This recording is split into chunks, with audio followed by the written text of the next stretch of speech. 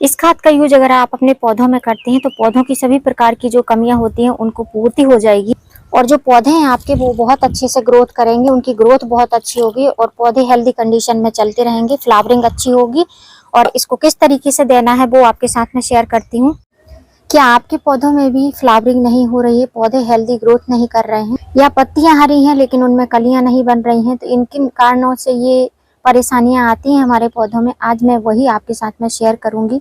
पौधों में अच्छी ग्रोथ न होने के कई सारे कारण हो सकते हैं, उनमें से एक कारण होता है हमारे पौधे में पूरे जो भरपूर पोषक तत्व होते हैं वो नहीं मिल पाते हैं, तो पौधे हमारे अच्छे से ग्रो नहीं करते हैं या पत्तियां पीली होकर झड़ जाती हैं या पौधे हमारे खराब हो जाते हैं। जब हम नर्सरी से पौधे लाते हैं तो पौधे काफी अच्छे हेल्दी दिखाई देते हैं, बुशी भी रहता है, जैसे कि बोलते हैं घना घना भी रहता है, लेकिन जैसे ही हम अपने घर पर लाते हैं उसको और अपने बगीचे की मिट्टी में उसको ट्रांसफर करते हैं या गमले में सेट करते हैं, लगाते हैं, तो पौधा जो है कुछ दिनों में ही खराब हो जाता है। ना उसकी पत्तियां हरी रहती हैं और ना ही पौधा हेल्दी रहता है और फ्लावरिंग तो कहीं दूर दूर तक नहीं दिखाई देती है। यदि पौधे जमीन में लगे हैं तो उनको इतनी ज्यादा हमको खाद वगैरह देने की जरूरत नहीं होती है। गमले में लगे हैं तो उनको हमको टाइम टाइम पर पोषण तत्व देने की जरूरत होती है, उसी के कारण पौधे जो है हमारे हेल्दी ग्रोथ करते हैं। पौधों में अच्छी फ्लावरिंग के लिए, अच्छी ग्रोथ के लिए उनको जरूरत होती है नाइट्रोजन, फास्फोरस, पोटेशियम। यदि आप अपने प्लांट में इन सब की पूर्ति करते हैं, उसकी मिट्टी में अगर ये पोषक तत्व दे देते हैं तो प्लांट जो है बहुत अच्छे से हेल्दी ग्रोथ करता रहता है। मैं अपने पौधों में इन पूरे पोषक तत्वों की पूर्ति करती हूँ जिससे मेरे पौधों में अच्छी फ्लावरिंग होती है। बहुत ज्यादा तो मैं नहीं बोल सकती कि एकदम मेरे गार्डन में फूल ही फूल रहते हैं, लेकिन जितने भी फूल रहते हैं हेल्दी फ्लावरिंग रहती है और पूरे जो है प्योर ऑर्गेनिक होते हैं। तो आप भी इस तरीके से फर्टिलाइज कर सकते हैं। तो चलिए हम बनाते हैं एक तरल फर्टिलाइजर जो हमारे पौधों के लिए इंस्टेंट रिलीज करेगा, मतलब मिट्टी को बहुत अच्छे से पोरस बनाएगा और उसके बाद में उसको फर्टिलाइज भी कर देगा, मतलब मिट्टी जो है हमारी उपजाऊ बन जाएगी। और इस फर्टिलाइजर की मदद से आपके सभी जितने भी आपके प्लांट में कमी होंगी वो सभी दूर हो जाएंगी। इसको बनाने के लिए सबसे पहले हम लेंगे एक कोई भी जो कंटेनर है, उसके बाद में उसमें हम डालेंगे ये सूखा हुआ नींबू। ये सूखा नींबू हमारे पौधों के लिए बहुत जरूरी होता है। आगे मैं बताऊंगी कि इसके क्या बेनिफिट हैं, वैसे मैं वीडियो में शेयर कर चुकी हूँ इसके पहले वाले वीडियो में। तो इसका हम यूज करेंगे, तो इसको हम डालेंगे इसमें। आपके पास में मतलब आपको जितना फर्टिलाइजर बनाना हो उस हिसाब से आप जो है नींबू की मात्रा ले सकते हैं। मैंने आधा ही लिया है। अगर आप ज्यादा फर्टिलाइजर बनाते हैं तो पूरा एक नींबू मतलब आधा कट कर करके या छोटे छोटे पीस कर करके ले सकते हैं। उसके बाद हमको लेने हैं ये आलू के छिलके। आलू के छिलके आपके पास में सूखे हो तो आप पाउडर फॉर्म में भी ले सकते हैं, या इस तरीके के गीले हो तो आप तुरंत मतलब फ्रेश हो तो आप तुरंत भी उनका यूज कर सकते हैं। नेक्स्ट लेने हैं प्याज के छिलके। फ्रेंड्स, मैं वही चीजें बता रही हूँ जो आप अपने घर में जो है इजीली उपयोग कर सकते हैं, कहीं भी आपको जाने की जरूरत नहीं है। तो ये प्याज के छिलके भी आपको आसानी से मिल जाएंगे, तो इसको भी आपको इसी में डाल देना है और क्वांटिटी उतनी ही रहेगी। जैसे कि एक बड़ा आलू है तो एक बड़ा आलू का छिलका ले सकते हैं, एक बड़ी प्याज है तो एक बड़ी प्याज का छिलका ले सकते हैं। और यहाँ पर आप देख रहे हैं ये है बनाना, एक बनाना ले सकते हैं आप, जिस साइज का हो आपके पास में उस हिसाब से आप इसको ले सकते हैं। या पाउडर है आपके पास में, आपने पाउडर बनाकर रखा है, मैं भी रखती हूँ पाउडर बना के, लेकिन अभी मैं आपको फ्रेश बनाकर दिखा रही हूँ, तो आप इस तरीके से इसको ले सकते हैं। उसके बाद में सिंपल हमको इसको पानी से कवर कर देना है, मतलब पानी भर देना है इसमें जिससे कि ये अच्छी तरीके से गल जाएं। तो आप जितना ले रहे हो फर्टिलाइजर, मतलब जितना बना रहे हो उस हिसाब से पानी ले सकते हैं। इसको कवर कर देना है और कवर करने के बाद में हमको जो है इसको ढक कर रख देना है। आप 2 दिन तक ढक कर रख सकते हैं। मैंने जो है 2 दिन तक रखा है, तो मैं 2 दिन का बता रही हूँ कि आप 2 दिन तक इसको ढक कर रखें। टाइट ढक्कन से आपको इसको टाइट नहीं करना है, बस ऐसे ही ओपन टाइप के ढक्कन से। 2 दिन बाद ये फर्टिलाइजर कुछ इस तरीके से बनकर रेडी होगा, जैसे कि आप देख पा रहे हैं यही फर्टिलाइजर रहेगा और बनकर जो है 2 दिन में इस तरीके से डिकम्पोज होकर तैयार होगा, जो कि हमारा बहुत ही अच्छा फर्टिलाइजर बनेगा और हमारे पौधों में जितनी प्रकार की कमियां हैं सभी प्रकार की कमियों को दूर करेगा।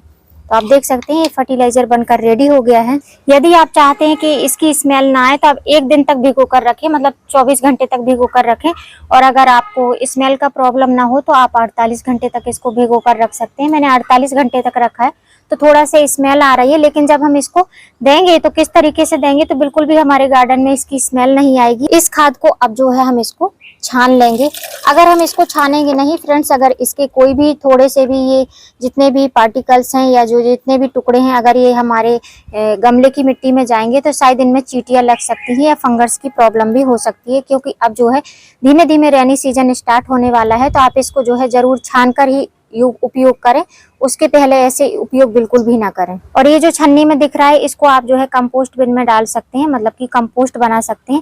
दूसरी बार इसका यूज ना करें, क्योंकि इसको मैंने 48 घंटे तक, लगभग 50 घंटे तक इसको भिगो कर रखा, तो अब इसमें विशेष ज्यादा कुछ भी नहीं होगा। तो आप इसका कंपोस्ट बना सकते हैं या गमले की मिट्टी में दबा सकते हैं इसको, या कोई भी कंपोस्ट बिन में डालकर मिट्टी ऊपर से डाल सकते हैं, जिससे कि बहुत अच्छा डिकम्पोज हो जाएगा बहुत जल्दी, क्योंकि ये बहुत ज्यादा गल चुके हैं। अब ये जो प्योर हमारा ऑर्गेनिक जो है एनपीके तैयार हुआ है, ये हमारे पौधों की ग्रोथ के लिए, पौधों की फ्लावरिंग के लिए, पौधों की रूट को मजबूत बनाने के लिए बहुत जरूरी होता है। अब इस फर्टिलाइजर को हम फ्रेंड्स ऐसे तो नहीं दे सकते हैं, नहीं तो इतनी ज्यादा चींटियां हो जाएंगी और फंगस भी लग जाएगा हमारे पौधों में, पौधों की जड़ों में। तो अब इसको हम जो है पानी में मिक्स करेंगे, जिसको बोलते हैं डाइल्यूट करेंगे। तो मेरी ये 5 लीटर की बकेट है, 5 लीटर की बकेट में कितना यूज करूंगी वो मैं बता देती हूँ। तो ये लगभग आधा लीटर है, आधा लीटर का भी हाफ लेंगे हम। अगर आप आधा लीटर लेते हैं फ्रेंड्स, तो आप जो है इसको 10 लीटर की बकेट में 10 लीटर पानी में डाइल्यूट करके रख सकते हैं। और अगर आप 5 लीटर पानी लेते हैं तो आप जो है लगभग 250 ग्राम इतना ही आपको मिलाना है, क्योंकि जिससे कि हमारे पौधों में किसी प्रकार का डैमेज ना हो और पौधे हमारे इस फर्टिलाइजर को अच्छे से ग्रहण कर लें, मतलब कि अच्छे से सोख लें और पौधे हेल्दी चलते रहें। अब कुछ लोग जो है अच्छे से डाइल्यूट नहीं करते हैं, उसके बाद में चींटी वगैरह कीड़े मकोड़े आपके गमले की मिट्टी में होने लगते हैं। तो उसके लिए आप अगर चाहते हैं कि बिल्कुल भी आपके पौधे खराब ना हो, मिट्टी खराब, तो आप जो है फंजीसाइड का यूज कर सकते हैं। अगर फंजीसाइड नहीं है आपके पास में, तो आप इसमें हल्दी का पाउडर, दालचीनी का पाउडर कुछ भी मिक्स कर सकते हैं और उसके बाद में अपने पौधों को अच्छी तरीके से इसको दे सकते हैं।